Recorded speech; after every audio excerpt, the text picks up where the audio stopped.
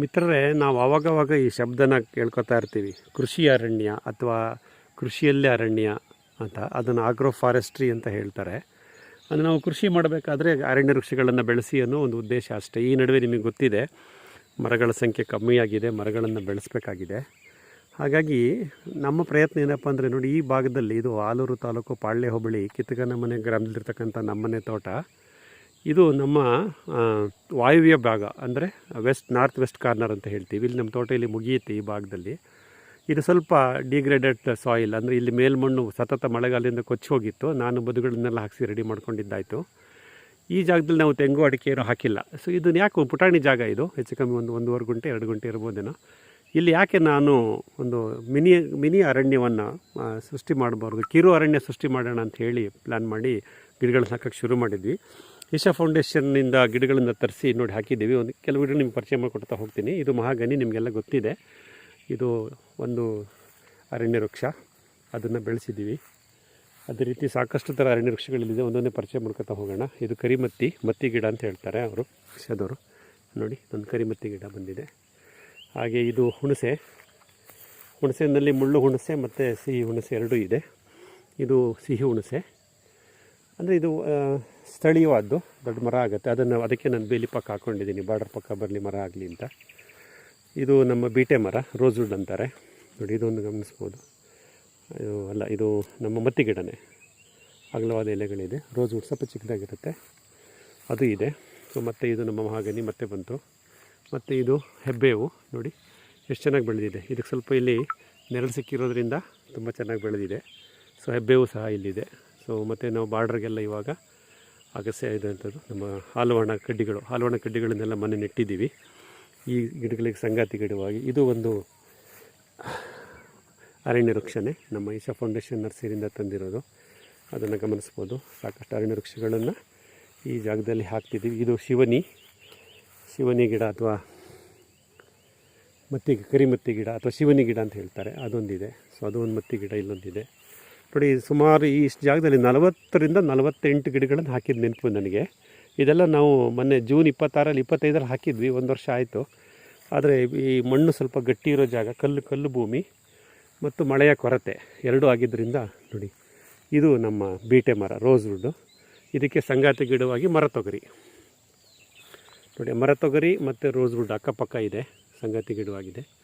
ನೋಡಿ, ಒಂದು ತೊಗರಿ ಗಿಡ ಎಷ್ಟು ವ್ಯತ್ಯಾಸ ಮಾಡುತ್ತೆ ಅಂದರೆ, ನಮ್ಮ ಗಿಡ ಚೆನ್ನಾಗಿ ಬೆಳೆದಿದೆ. ಇಲ್ಲಿ ಯಾವುದೋ ಒಂದು ಮತ್ತಿ ಗಿಡಕ್ಕೆ, ಅಥವಾ ಇದು ರೆಡ್ ಸ್ಯಾಂಡಲ್ ಅನಿಸುತ್ತೆ, ರಕ್ತಚಂದನ, ಅದಕ್ಕೆ ಸಂಗಾತಿ ಗಿಡವಾಗಿ ನಮ್ಮ ಗ್ಲಿರಿಸೀಡಿಯಾ ಇದೆ. ಆಮೇಲೆ ಇದು ಹುಣಸೆ ಜಾತಿ ಇನ್ನೊಂದು ಗಿಡ, ಇದನ್ನು ಮುಳ್ಳು ಹುಣಸೆ ಅಂತೀವಿ.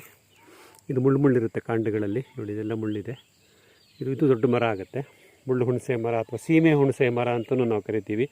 ಚಿಕ್ಕ ವಯಸ್ಸಿನಲ್ಲಿ ಅದು ಸುರುಳಿ ಆಕಾರವಾಗಿ ಕಾಯಿಗಳನ್ನು ಬಿಡುತ್ತೆ. ಅದನ್ನು ತೆಗೆದು ಒಳಗಡೆ ಅದನ್ನು ತಿಂತಾಯಿದ್ವಿ, ತಿರುಳನ್ನು.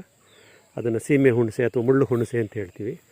ಅದು ಒಂದು ಅರಣ್ಯ ವೃಕ್ಷವಾಗಿ ಇಲ್ಲಿ ಬಂದು ಕೂತಿದೆ. ನೋಡಿ, ನಮ್ಮ ಮರತೊಗರಿ ತುಂಬ ಚೆನ್ನಾಗಿ ಹುಲ್ಸಾಗಿ ಬೆಳೆದಿದೆ. ಮರತೊಗರಿ ವಿಶೇಷ ಏನಪ್ಪ ಅಂದರೆ, ಒಂದು ಸಲ ಹಾಕ್ಬಿಟ್ರೆ ಒಂದು 7-8 ವರ್ಷ ಇರುತ್ತೆ ಅಂತ ಕೇಳ್ಪಟ್ಟಿದ್ದೀವಿ. ಮತ್ತು ನಮ್ಮ ಮಹಾಗನಿ ಸಾಕಷ್ಟಿದೆ. ನೋಡಿ, ಎಲೆಗಳನ್ನು ಗಮನಿಸಿ. ನೋಡಿ, ಮುಂಗಾರು ಬಂದ ಮೇಲೆ ಹೇಗೆ ಎಲೆಗಳು ಚೇತರಿಸ್ಕೊಂಡಿವೆ ಅಂತ. ಅಂದರೆ ಇವೆಲ್ಲ ಬೇಸಿಗೆ ಒತ್ತಡದಲ್ಲಿತ್ತು. ಈಗ ಮಳೆಗಾಲ ಶುರುವಾದ ಮೇಲೆ ಅರಣ್ಯ ವೃಕ್ಷಗಳು ನಳನಳಿಸ್ತಾ ಇವೆ. ಸೊ ಇದನ್ನು ನೀವು ಗಮನಿಸ್ಬೋದು.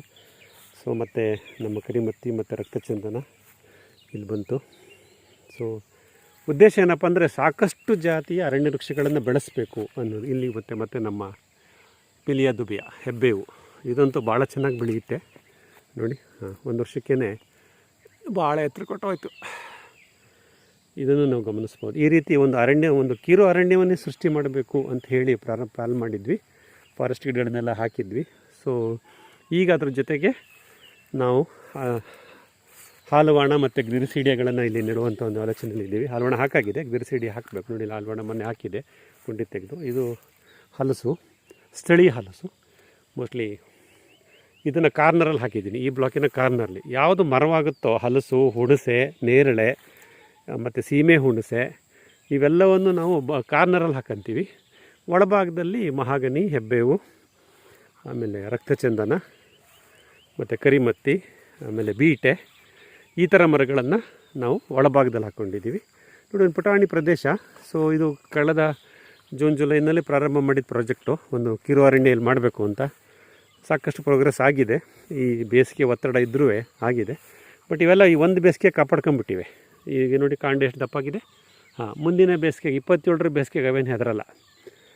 ಆಳಕ್ಕೆ ಬೇರೆ ಬಿಟ್ಕೊಂಡಿರುತ್ತವೆ, ತಮ್ಮ ಬೇಕಾದಷ್ಟು ನೀರನ್ನು ಹಿಂಗಿಸಿಟ್ಕೊಳ್ಳುತ್ತವೆ.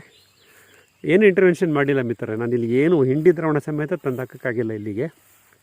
ಹಾಗೆ ಪ್ರಕೃತಿಗೆ ಬಿಟ್ಟಿರುವಂಥ ಪ್ರದೇಶ. ನಾವೇನೇನು ಸಾವಯವ ಗೊಬ್ಬರ ಏನು ಹಾಕಲ್ಲ. ಸೊ ಇಷ್ಟನ್ನು ಮಾಡಿ ಈಗ ಒಂದು ಕಿರು ಅರಣ್ಯ ಸೃಷ್ಟಿ ಮಾಡೋಣ. ಎಷ್ಟೋ ಜನ ಕೇಳ್ತಾರೆ ನನಗೆ, ಸರ್ ನಮಗೆ ಒಂದು ಬಫರ್ ಝೋನ್ ಅಂತ ಅಥವಾ ರಿಸರ್ವ್ ಏರಿಯಾದಲ್ಲಿ ಒಂದು ಮಿಯಾವಾಕಿ ಫಾರೆಸ್ಟ್ ಥರ ಮಾಡಬೇಕು ಅಂತ. ಮಿಯಾವಾಕಿ ಫಾರೆಸ್ಟ್ ಅನ್ನೋದು ಅದು ಬೇಡ ನಮಗೆ ಆ ಕಾನ್ಸೆಪ್ಟು.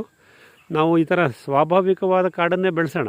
ನೋಡಿ, ಯಾಕೆ ನಾವು ಮಿಯಾವಾಕಿ ಅದು ಇದು ಮಾಡೋಕ್ಕೆ ಹೋಗಬೇಕು. ಸೊ ನಮ್ಮ ಸ್ಥಳೀಯ ಪ್ರಭೇದದಲ್ಲಿ ಏನೇನು ಮರಗಳು ಬೆಳೆಯುತ್ತೋ ಅವುಗಳನ್ನು ತಂದು ಈ ರೀತಿ ಹಾಕಿ, ಕಡಿಮೆ ಅಂತರದಲ್ಲಿ ಹಾಕಿ ವೈವಿಧ್ಯ ಸೃಷ್ಟಿ ಮಾಡಿ ಒಂದು ಪುಟಾಣಿ ಕಾಡನ್ನ ಸೃಷ್ಟಿ ಮಾಡೋಣ ಅಂತ ಪ್ರಯತ್ನ ಮಾಡ್ತಾಯಿದ್ದೀವಿ. ಸೊ ಮುಂದಿನ ಕೆಲವೇ 1 ರಿಂದ 2 ವರ್ಷದಲ್ಲಿ 2027-28ರಲ್ಲಿ ಇಲ್ಲಿ ಒಂದು ಕಾಡೇ ಸೃಷ್ಟಿಯಾಗಿರುತ್ತೆ. ಒಂದು 8 ರಿಂದ 10 ಪ್ರಜಾತಿಯ ಅರಣ್ಯ ವೃಕ್ಷಗಳು ಕಡಿಮೆ ಅಂತರದಲ್ಲಿರುತ್ತೆ. ಇಲ್ಲೇನು ಮಾಡ್ತೀನಿ ಅಂದರೆ, ಈ ಮರಗಳೆಲ್ಲ ಬೆಳೆದಂಗೆ ಇದಕ್ಕೆಲ್ಲ ಕಾಳುಮೆಣಸು, ಮಧ್ಯೆ ಒಂದಿಷ್ಟು ಜಾಯಿಕಾಯಿ ಹಬ್ಬಿಸ್ಬಿಡ್ತೀನಿ. ಸೊ ಅಂದರೆ ನನಗೆ ಅರಣ್ಯ ಉತ್ಪನ್ನಗಳು ಆಯಿತು, ಅರಣ್ಯನೂ ಸೃಷ್ಟಿಯಾಯಿತು. ಮತ್ತು ಇದೊಂದು ನೆಗ್ಲೆಕ್ಟೆಡ್ ಲ್ಯಾಂಡ್ ಅಂತ, ಒಂದು ಕಡೆಗಣಿಸಿದ ಪ್ರದೇಶ. ಅದು ಈ ರೀತಿ ಒಂದು ಪ್ರೊಡಕ್ಟಿವಿಟಿ, ನಮಗೂ ಪ್ರೊಡಕ್ಟಿವಿಟಿ ಆಗುತ್ತೆ ಮತ್ತು ಪ್ರಕೃತಿಗೂ ಒಂದು ಕೊಡುಗೆ ಕೊಡುತ್ತೆ.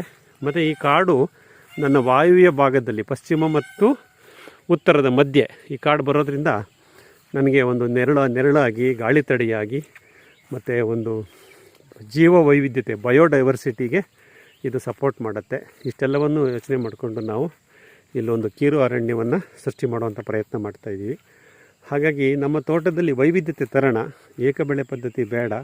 ಮಿಶ್ರ ಬೆಳೆಗಳನ್ನು, ಬಹುಮಡಿ ಪದ್ಧತಿ ಬೆಳೆಗಳ ಜೊತೆಗೆ ಈ ರೀತಿ ಅರಣ್ಯ ವೃಕ್ಷಗಳನ್ನು ಜೋಡಿಸ್ತಾ ಬಂದಾಗ ಸಾಕಷ್ಟು ವೈವಿಧ್ಯತೆ ಇಲ್ಲಿ ಸೃಷ್ಟಿಯಾಗುತ್ತೆ. ಅದನ್ನು ನಮ್ಮನೆ ತೋಟದಲ್ಲಿ ಮಾಡಬೇಕು ಅನ್ನೋ ಒಂದು ಉದ್ದೇಶದಿಂದ ಇಲ್ಲಿದ್ದೀವಿ. ನೋಡೋಣ ಹೇಗೆ ಬೆಳೆಯುತ್ತೆ ತೋಟ.